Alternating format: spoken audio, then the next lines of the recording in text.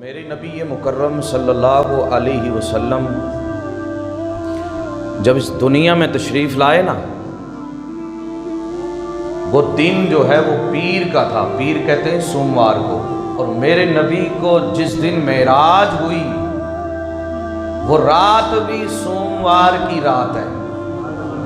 اور میرے نبی مکرم صلی اللہ علیہ وسلم کی جب وفات ہوئی، حضور کی ولادت ہوئی تو سوموار کی رات، پیر کی رات، اور حضور کو معراج ہوئی وہ بھی پیر کی رات۔ اور حضور نے جس دن مکہ چھوڑا، ہجرت فرمائی، وہ بھی پیر کا دن تھا۔